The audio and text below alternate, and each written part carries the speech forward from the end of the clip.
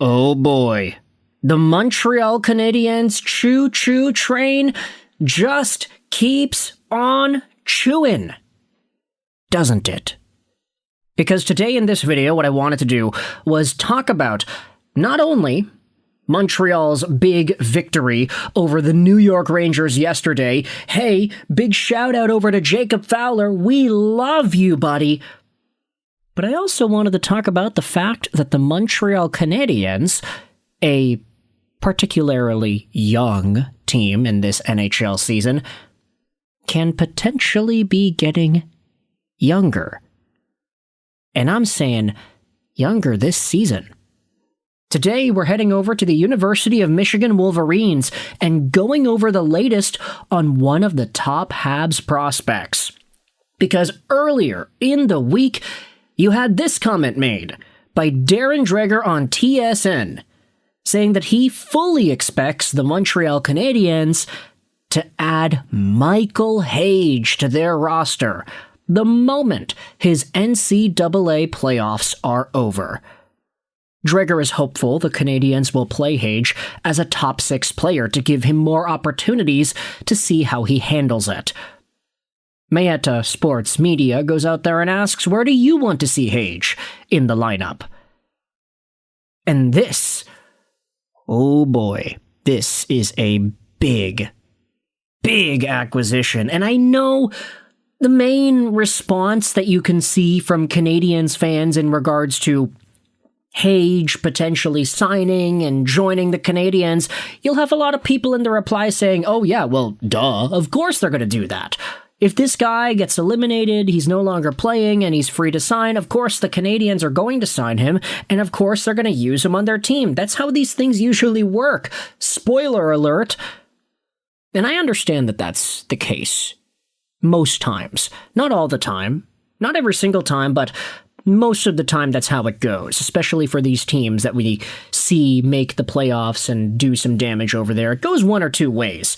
Either the player ends up signing a regular contract to finish off the current season with his NHL team, or he ends up signing an amateur tryout to go over to the AHL, so he plays there for free to end off this current season, and then his regular NHL ELC will begin the next year.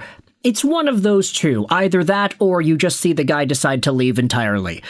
We will make a video about that, by the way, because there is a really interesting prospect in Pittsburgh that's going to leave his organization. But Michael Hage is a guy that if he signs right now, and if he goes over to Montreal right now, he adds an extraordinary level of skill and upside potential long-term to this lineup. Hage is 19 years old, 6'1", 198, a right-handed center, and he's a guy drafted by Montreal 21st overall. We had spoken about this literally just a few days ago here on the YouTube channel, but it turns out the Toronto Maple Leafs wanted Michael Hage for themselves. But the Habs decided, hey, we want to trade up. We're going to go above Toronto in the draft, and then we're going to steal that guy because they want him. But guess what? We want him too, and we're going to make the trade up to get him, so haha, sorry. Get out of here, Toronto. Hage is Montreal's. But this season, Michael Hage is a 19-year-old sophomore in the NCAA, has 51 points in 38 games. Add to this 15 points in 7 World Junior games, which is an absolutely bananas bonkers point production metric, by the way. He was the #1 point producer out of the entire World Junior selection this year. And if you go over to the all-time World Junior numbers, let's ignore the total dominance that we had seen out of guys like the Sedins and Peter Forsberg, whatever, Marcus Naslund. Are the Sedins even here? No, they're not. There's Henrik Sedin, 13 points. Okay, my bad. I saw Swedish guys, and I was just like, Henrik and Daniel.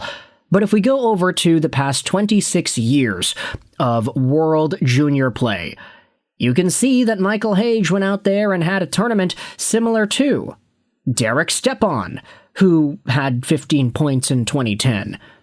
Michael Hage had the same amount of points as Toivo Teravainen and Ryan Nugent-Hopkins. all of these guys, I would say, became pretty decent NHL players, with the exception of Jesse Puljujärvi and Cody Hodgson, whose career was unfortunately cut short due to injury.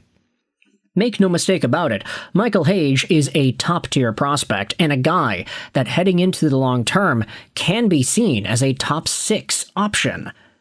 I'm just excited to gander at what a Canadiens lineup could look like with Hage and his dynamism, his offensive IQ, and his solid two-way play already playing down the middle. He is playing NCAA hockey, so he is playing technically against men.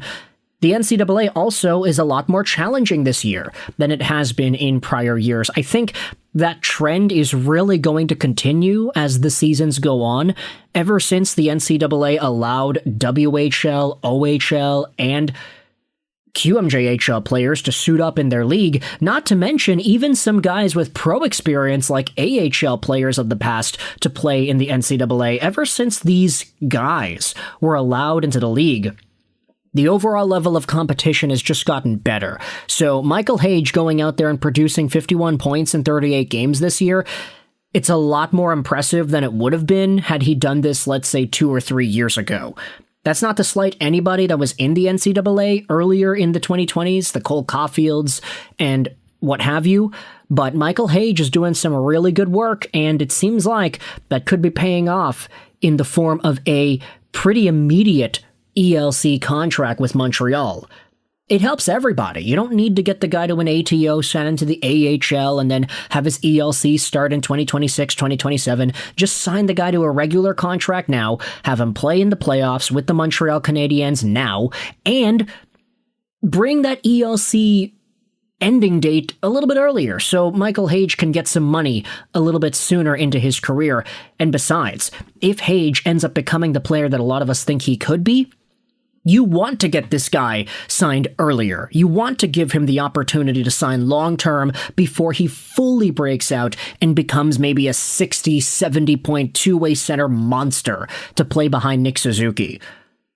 Let's go out there and read some of the replies on this tweet by Mrtka Sports Media in regards to where Hage could be seen in the lineup. Newhook, Hage, Demidov, Bolduc, Evans, Anderson, Kapanen, Danault, Veleno. That's a pretty good one, I would say.